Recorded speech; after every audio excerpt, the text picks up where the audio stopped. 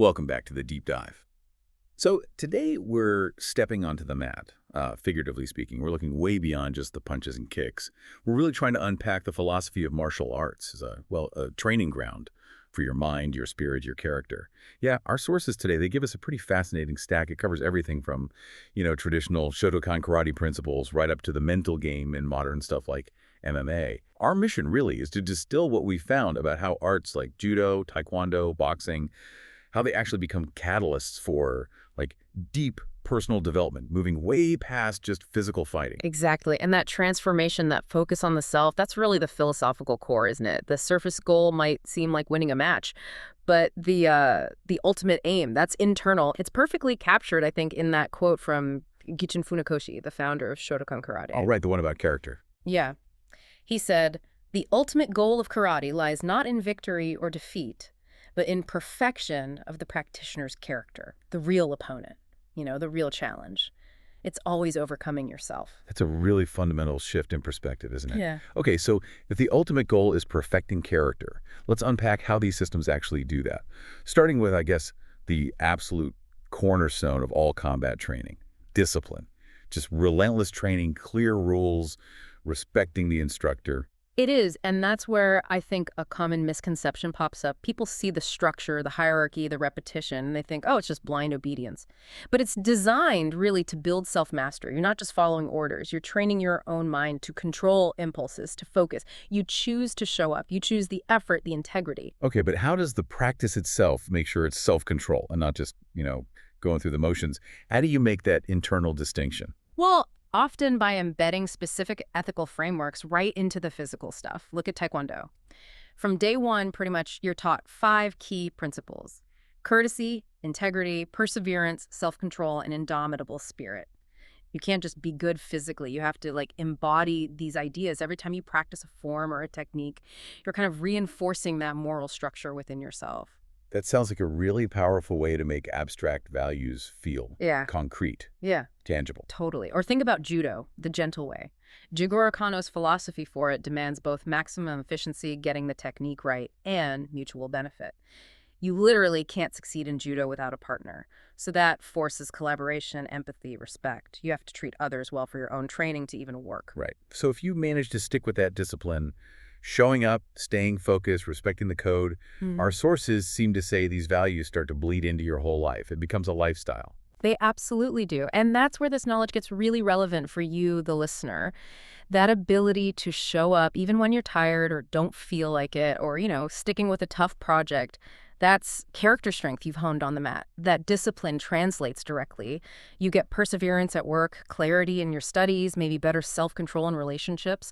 It's a constant, transferable effort to improve. That idea of continuous striving, continuous improvement, it brings us right to that internal opponent you mentioned, the ego. Because if you're striving, eventually you're going to run into that desire to, win every single sparring match, get the next belt super fast, maybe act a bit arrogant.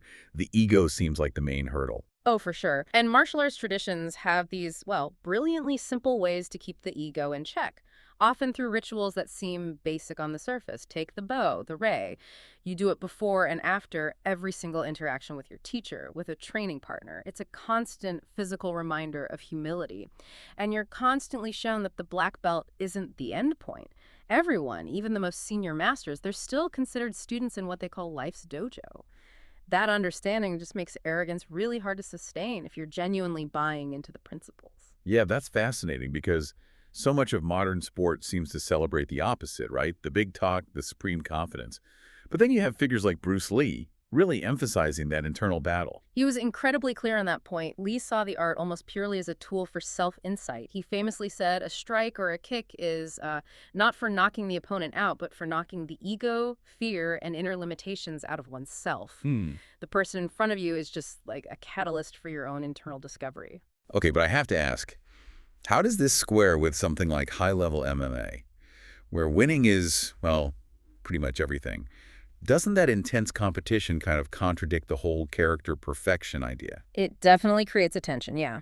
But the really elite martial artists, they seem to find their way back to that core philosophy. Our sources bring up George of St. Pierre, GSP. He made this really clear distinction. He talked about being a fighter versus being a martial artist. A fighter just trains for the next opponent. A martial artist trains constantly for perfection. Perfection, knowing you'll never actually reach it. Yeah. That's that humility paradox again, isn't it? Exactly. GSP sees the journey itself as the real reward. That's pure Japanese Budo philosophy. True victory is victory over the self. Chasing perfection, knowing it's impossible, keeps the ego grounded. The moment you think you've mastered something, you stop learning, you stop growing. And compare that with this really stark warning we found in the sources. A Kajukenbo instructor talked about this successful fighter who let success fuel his arrogance. Started seeking out street fights just to prove he was tough. When ego takes over, the art stops being about growth. It just becomes aggression, not discipline. Okay, moving beyond the ego then, let's tackle something just as fundamental, fear. I mean, stepping onto the mat, especially in contact sports, that takes courage. You're deliberately putting yourself outside your comfort zone. Definitely. And the training gives you this safe, repeatable way to face that fear. You're basically practicing being uncomfortable again and again. Like if you train judo, you learn to fall constantly. If you box, you learn to take a hit. Your body learns through actual physical experience that it can handle way more and recover faster than your mind initially thinks. So it's almost like a kind of physical exposure therapy, training your nervous system response. Precisely. You're training that stress response. When the adrenaline hits the panic, the urge to freeze the training forces you to push through it with action, with breathing, with mental focus.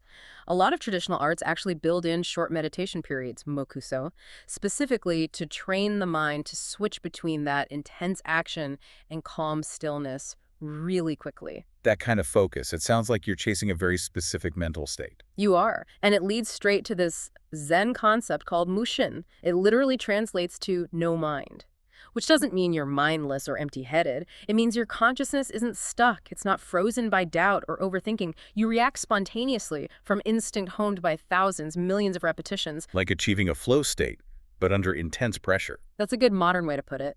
Samurai trained for this state to act decisively when lives were on the line.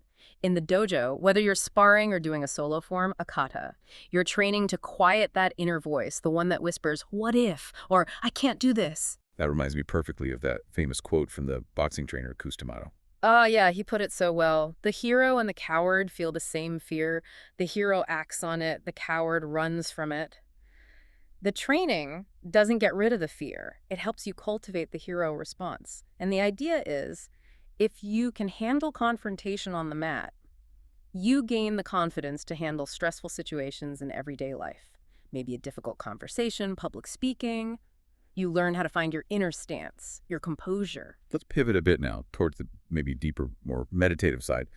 All this stuff we're talking about, the focus, the control, it demands intense presence, right? Being totally in the moment. It's like mindfulness, but in movement. Yeah, you really can't let your thoughts wander when someone's trying to, punch you or throw you. That intense presence, it's deeply rooted in Eastern philosophy. You see it in the Japanese traditions with the term do. It means the way or the path. So when you hear karate do or judo, the do tells you it's more than just fighting techniques. It's a lifelong journey of moral and mental development. And the specific philosophies guiding that path, they seem to vary a bit depending on the origin, the region. They do, yeah. In Japanese arts, you often see a strong Zen Buddhist influence. That striving for mushin, that emptiness in the mind, allows for that spontaneous, clear action. Contrast that with, say, Chinese arts. They're often more influenced by Taoism and this concept of wu wei, effortless action.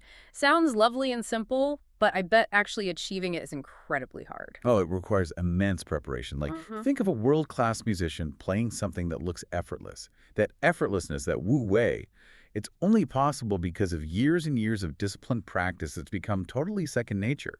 It's about not forcing things. And this principle translates directly into techniques, like the idea of the soft overcomes the hard, or jioku ju osesu in judo. It's about finding balance, like the yin-yang principle you see beautifully expressed in something like Tai Chi. You don't just meet force head-on with stiffness. You learn to use your opponent's energy, redirect it. That takes incredible sensitivity, both physical and mental. So beyond just the self-defense application, what does this constant demand for intense presence actually do for your mental clarity long-term? Well, it creates some really powerful mental health benefits, actually. It forces a total mental break from all the daily stuff that stresses us out.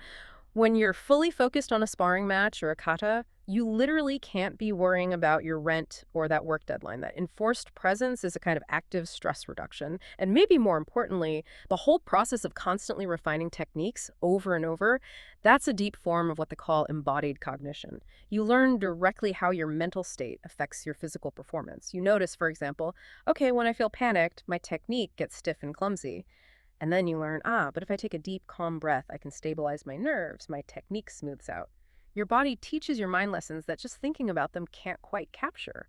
That realization that the process itself is teaching you these life lessons, that sounds like the cumulative transformation we're talking about. The whole journey from being a complete novice, a white belt, to becoming an experienced practitioner. It's a journey of emotional and mental growth, isn't it? Absolutely. The training is like an honest mirror. It shows you how you really are under pressure. You gain serious self-understanding. How do I react when I'm completely exhausted? What's my attitude when I'm losing? Do I cut corners when the instructor isn't looking? It forces you to confront those things. And through that process, someone who's maybe insecure can build real earned self-confidence. Someone who's maybe got anger issues can learn to channel that energy into disciplined control action. Find balance. GSP's story is such a great example of that, right? Starting out because he was bullied, then finding confidence and composure through that discipline structure. Real maturation. It really highlights that the end goal isn't just mastering techniques, it's mastering yourself. And crucially, this transformation rarely happens alone. The community aspect is huge. That shared struggle, the mutual respect in the dojo. It creates a safe space where you can kind of experiment with yourself, push your boundaries physically and mentally, knowing you've got support.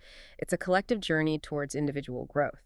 So we started out framing martial arts as this path to character perfection, and it seems like we're finishing by confirming that fundamentally, training the body really does transform the mind. It gives you mental resilience, focus, a kind of character foundation that seems to stretch into pretty much every part of your life. Yeah, and this isn't new knowledge, right? It's ancient wisdom. You can go back to Miyamoto Musashi, the legendary 17th century swordsman.